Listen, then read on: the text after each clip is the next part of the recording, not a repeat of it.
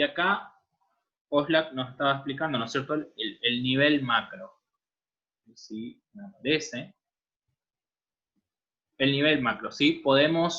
Dice, podemos decir o podemos observar el rol del Estado en términos de los pactos fundamentales sobre los que se asienta el funcionamiento del capitalismo como modo de organización social, ¿sí? Es decir, un conjunto de reglas de juego que gobiernan las interacciones entre los actores y las instituciones que integran la sociedad. Si ustedes tienen que hacer un determinado movimiento, un determinado trámite, ustedes como personas físicas necesitan de una persona jurídica. Esa persona jurídica es una institución. Ahora, si esa persona jurídica, una institución, necesita ser con otra persona, otra institución también a su vez. Ahí vemos toda la columna vertebral de la burocracia, ¿sí? Bueno, esa regla de juego, ¿sí?, en donde vos tenés que ir a pedir algo a una parte, pero de ese algo tenés que hacer dos cosas a la vez en otra parte. Y a su vez eso, la decisión de eso tiene otra persona, y otra persona, y otra institución, y otro conjunto de personas. ¿Sí? Ahí estamos frente, ¿sí?, a una interacción entre actores e instituciones que integran una sociedad capitalista. Bien.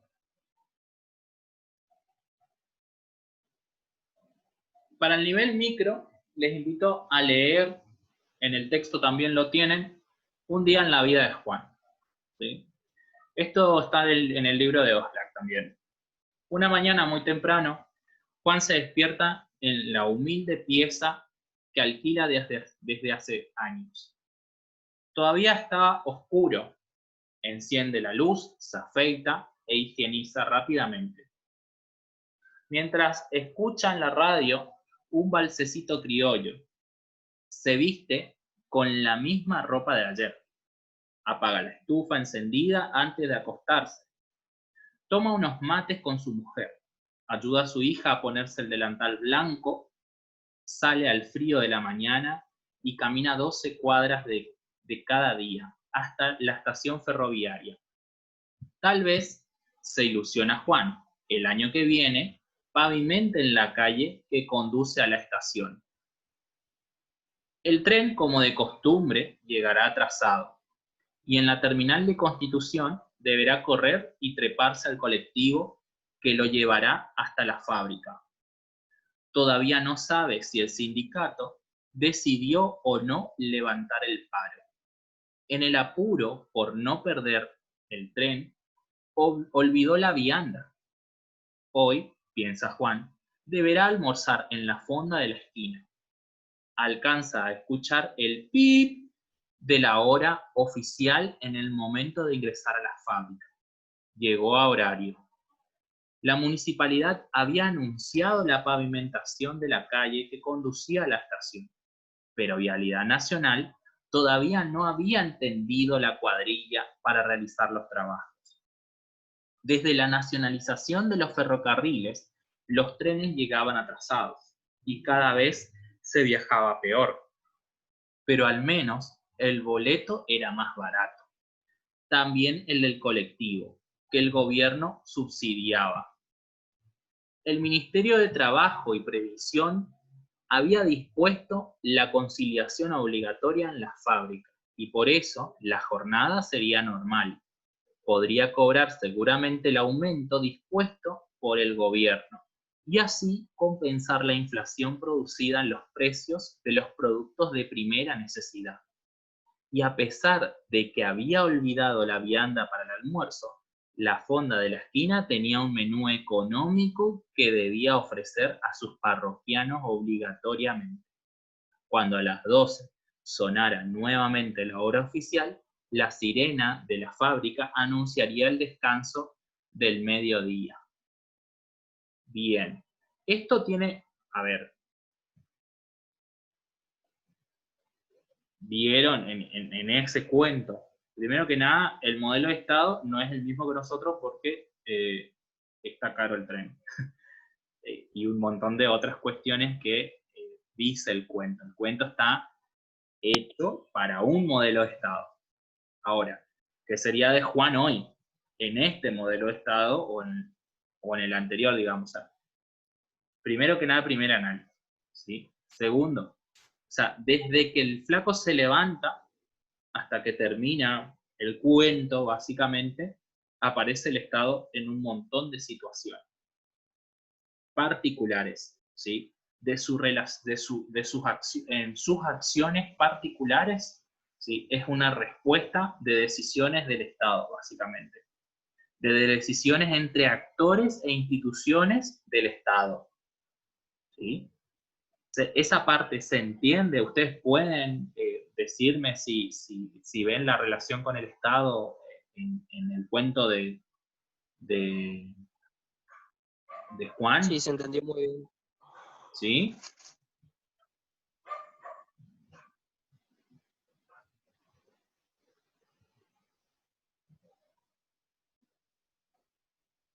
Primero que nada, Juan alquila. ¿Sí? Ya esa situación, o sea, es muy distinta a la de otra persona. ¿Por qué alquila? Podemos dar un montón de otras situaciones, podemos dar distintas respuestas en relación con el Estado, con su trabajo, con su sueldo. O sea, hay un montón de situaciones en las que el Estado está presente en nuestra vida cotidiana, ¿cierto? Después dice,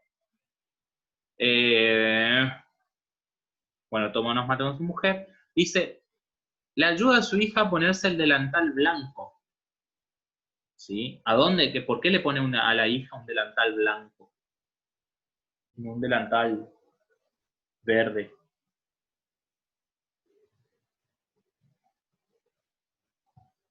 ¿Alguno que se quiera arriesgar? ¿Por qué le pone a la hija un delantal blanco? Porque va a ir a la escuela. Porque va a ir a la escuela, a una escuela, a una institución en donde se le pide que tenga delantal blanco. ¿Sí? Hasta en eso. Ayuda a su hija a ponerse el delantal blanco, dice, camina las 12 cuadras hasta la estación ferroviaria, dice, él se ilusiona porque pavimenta en la calle. Ahí está el Estado nuevamente con políticas públicas. Dice, como de costumbre llegará atrasado el tren de Constitución, ¿sí? Un tren que en ese contexto seguramente habrá sido expropiado por el Estado. ¿Sí? Hoy que esto está hablando mucho de la expropiación del Estado, bueno, expropiado por el Estado, porque está hablando justamente lo que se cree que se está hablando de un Estado benefactor, ¿sí? Por un montón de condiciones que aparece ahí. Es más, el siguiente caso dice, todavía no sabe si el sindicato decidió o no levantar el paro. ¿Sí? También se puede pensar de que es otro modelo de Estado en donde no había paros con el Estado, pero en realidad en todos, básicamente casi todos, de la existencia de los sindicatos, hubo paros. Dice, habla incluso de la vianda, habla de que él entra a un determinado horario al trabajo, por qué entra a ese horario, y que encima eso tiene un ritual, suena un timbre. ¿Sí? Entonces, y en todas esas decisiones tiene una relación con el Estado. Habla de la municipalidad, que si pavimentó o no, la calle por donde iba. ¿Sí? Habla del boleto, ¿sí? Un temón para nosotros, ¿sí? Cómo condiciona nuestra vida la cuestión, o nuestro tránsito, nuestra organización de cómo movernos en una ciudad, la cuestión del boleto. Y que no es una cuestión privada o que no me corresponde, sino que es una cuestión que tiene que ver justamente con las acciones que yo tome en función de las respuestas que el Estado da. Habla de una institución como propia del Estado, el Ministerio de Trabajo, ¿sí? Habla de una conciliación obligatoria, de un pacto, ¿sí? Habla de un aumento de salario, obviamente, y que eso no sabe si tiene relación, si compensa o no la inflación producida, ¿sí? Que la inflación producida no es una inflación de los precios de los productos, no es solamente algo que tiene que ver con el Estado, sino que es la relación justamente con el mercado. Entonces, ahí es donde vamos viendo Bueno, que el así es Estado una de aparece las en un montón acciones. de cuestiones. ¿Cómo? Eso es devaluación, Sí, producto de la devaluación igual. producto de la devaluación, entre otras cosas más complejas. Entonces, modo de reflexión, ¿no? En la vida cotidiana, el Estado, en el nivel micro, el Estado está presente de múltiples maneras en las relaciones y circunstancias de la gente. Visto así, el Estado no es una entidad que está arriba o afuera de las interacciones sociales. Está presente o también ausente de múltiples maneras en prácticamente todas las esferas de la vida cotidiana, sea a través de las conductas que prohíbe o sanciona, de los riesgos que previene. Y acá esto tiene que ver una reflexión con un poco con lo nuestro, ¿no? Los riesgos que previene, exponerse, el no distanciamiento, ¿sí? Volver a la rutina antes de la situación del COVID-19, ¿sí? De las oportunidades que crea o niega de las personas a pie.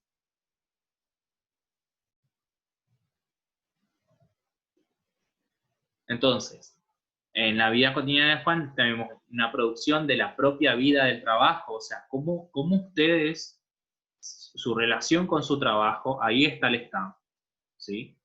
En la vida cotidiana también vemos esta relación con el Estado, están condicionados o potenciados por las condiciones materiales, diría Osler, ¿sí?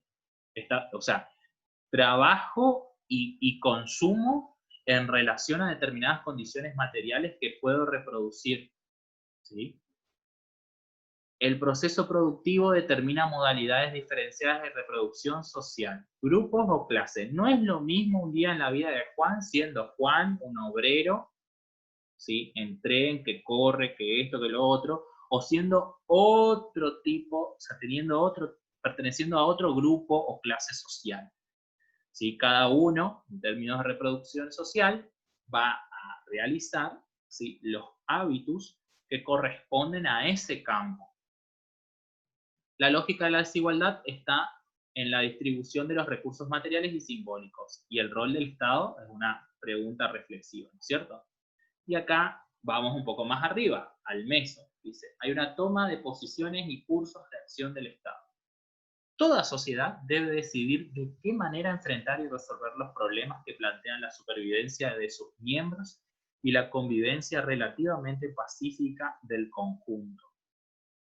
En tal sentido, referimos a una agenda social problemática, como el conjunto de necesidades y demandas de las que se hace cargo determinados actores sociales tendientes a satisfacerla. ¿Sí? En la lógica del enfoque sistémico, por lo general, se entiende que el Estado, ¿sí? toma información de la sociedad, los lleva a la agenda. Ustedes van a ver en políticas públicas mejor ese circuito, lo lleva a la agenda, pero no es que lleva todas, no es que todas las demandas ingresan con apoyo, ¿sí? Con apoyo, es decir, no es que todas las demandas son escuchadas y son llevadas a la agenda, ¿sí? Sino que son algunas, y esas algunas tienen que ver con determinados actores sociales que justamente tienen la forma de poder hacer llegar al Estado esa necesidad y transformar esa necesidad en una demanda, porque necesidades tenemos todos. Juan también tenía sus necesidades, pero hay una diferencia entre una necesidad de la sociedad y una demanda de los sectores sociales. Y esa demanda, ¿cómo después se traduce en una respuesta? Porque primero debe ingresar a una agenda. Bueno, el nivel meso justamente es donde se genera esa agenda social y decimos, bueno, ¿cuáles son las cosas, cuál es la demanda de la sociedad en este momento? ¿Sí? ¿Salir o producir o cuál es la verdadera? ¿O cuidarse? ¿Cuál es la demanda social? ¿Cómo recibe el Estado eso de que eso es la demanda social? ¿Y cómo lo transforma en respuesta? Que obviamente, respuesta que no es para satisfacer a todas las personas ni a toda la sociedad civil, respuesta para satisfacer, para solucionar una demanda de un determinado sector social en un determinado momento también, ¿sí?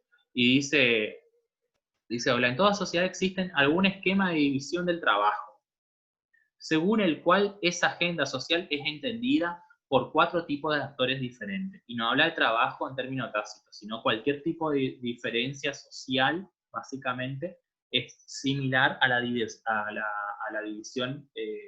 a la organización de la división del trabajo, ¿sí? Hay gente Profe, que... me disculpa, me tengo que retirar.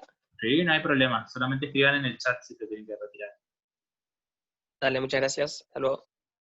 Y por otro lado, acá dice, define 4 tipos de actores sociales que pueden ingresar, o sea, hacer escuchar su voz, digo yo, o sea, hacer llegar las demandas al Estado. Dice, las organizaciones estatales en sus diferentes niveles jurisdiccionales, ¿no? Del municipio a la provincia a nivel nacional, y cada una de las organizaciones estatales, estamos hablando de organizaciones estatales, organizaciones propias, instituciones propias del Estado, ¿sí? Seguridad alimentaria, desarrollo social de la provincia, le pide a Desarrollo Social de la Nación determinada cuestión para solucionar esta demanda problemática del hambre en un sector de la población de la provincia de Misiones o en un municipio de Posada, lo hace la municipalidad, a Desarrollo Social de la provincia y de ahí al Estado. O sea, hay toda una circulación en donde las organizaciones estatales también hacen llegar las demandas de la sociedad, ¿no es cierto? Los proveedores del mercado, mediante los bienes y servicios que ofrecen a sus clientes. Y acá es donde entra en juego el mercado. O sea, sectores del mercado o proveedores del mercado de consumo interno también, en donde se hacen escuchar sus voces y dicen, a ver, nosotros no podemos producir bienes si nosotros no tenemos determinadas condiciones aseguradas por el Estado. Si nosotros no tenemos camino, no podemos ir con nuestros camiones a llevar comida a determinados lugares. No podemos ofrecer este servicio. O sea, el Estado tiene que tener en cuenta a eso, a ese sector, ¿sí? A ese actor. Este es el nivel meso, una discusión entre actores e instituciones. La organización de la sociedad civil. Hay organizaciones dentro de la sociedad civil, ¿sí?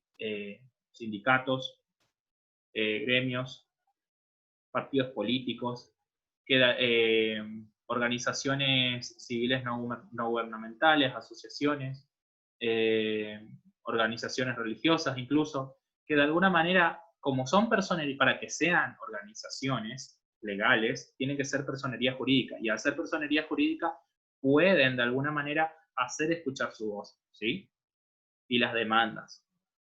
Las redes sociales, las redes sociales solidarias, no redes sociales como...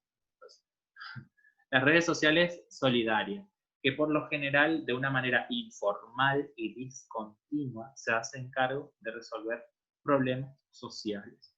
Y acá estamos hablando de algunos movimientos espontáneos, movimientos sociales que aparecen espontáneos ante el reclamo de una determinada problemática y que de alguna manera esos son temas que debe resolver el Estado. Y como no los hacen estos movimientos o estas organizaciones y le reclaman al Estado que lo haga, y lo va haciendo de acuerdo a distintos juegos que entran entre esos actores, ¿sí?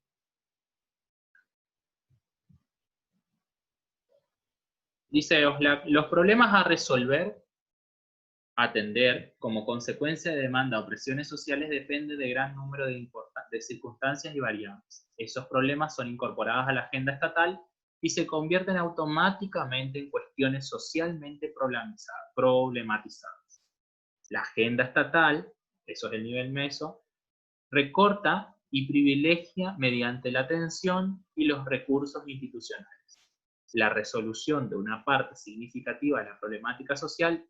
Vuelvo a repetir, la resolución de una parte significativa de la problemática social, o sea que es de un solo sector. Este recorte problemático no expresa, sino lo que comúnmente denominamos papel o rol del Estado, ¿sí? ¿Cuándo aparece el Estado? Cuando soluciona un determinado problema que ingresa a la agenda social como un problema, una problemática social, ¿sí?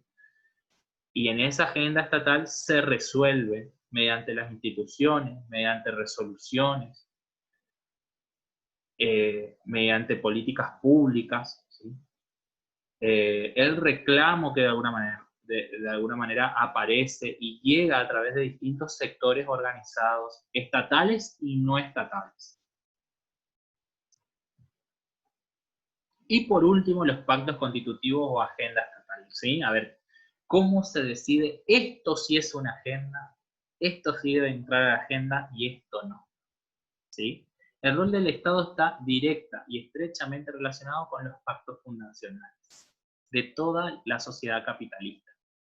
Es decir, de aquella sociedad en las que se requiere la intervención del Estado para morigerar o achicar las desigualdades sociales y los conflictos distributivos que genera la concentración de la propiedad, los ingresos y las oportunidades en manos de los capitalistas y otros sectores asociados a sus intereses, ¿sí?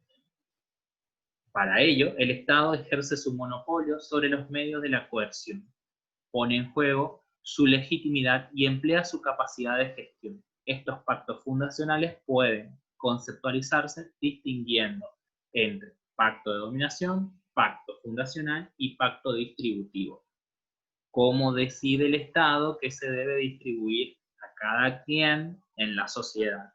¿Cuáles son los problemas que se deben resolver, tanto para el mercado como para la sociedad civil? ¿Ah? Imagínense que si el Estado se aparta de esa intervención total, todas las cuestiones económicas, por ejemplo, y a partir de ahí todas las cuestiones en el área de salud, en el área del trabajo, en el área de la educación, en el área de el cuidado ambiental, en la cuestión de la cultura incluso, ¿sí? Se la deja a solamente esto que dice en una parte, a las manos de los capitalistas, o en las oportunidades de los capitalistas, dice, o sea, si lo deja todo en eso y no hay intervención del Estado, ¿qué va a pasar? Puede haber mayor desigualdad social. El Estado lo que tiene que procurar es justamente nivelar un poco esa cuestión de la desigualdad social y los conflictos de la concentración de propiedad, ¿sí? Y acá cuando hablamos de propiedad no hablamos de terreno, de propiedad material, ¿sí? Y dice, y ver cuáles, o sea, ver todos los sectores que están interesados en ello y tratar de utilizar los medios de la coerción legítima, ¿sí? Que se ponen en juego para su gestión. ¿Sí? Es como, por eso es que cuando lo vimos a inicio de año, dice, es un medio de opresión, obviamente es bastante complicado, pero es un medio, el Estado es un medio también. Tampoco es el todo, es un medio en donde esto y esto se mantiene, en donde esto y esto discute. Ahora, desmembrar todo lo que hay en el medio, vemos los niveles micro, meso y macro, ¿sí? No se puede cambiar una distribución de propiedades, ¿sí? Entre instituciones o determinados sectores sociales sin leyes. ¿Por qué? Porque el Estado no lo permite. ¿Por qué? Porque esa distribución de propiedades está dentro del territorio del Estado, ¿sí? Entonces se deben generar pactos para que eso suceda. ¿Hasta ahí alguna pregunta? ¿No? ¿Sí? Profe, yo tengo una... Adelante. El Estado puede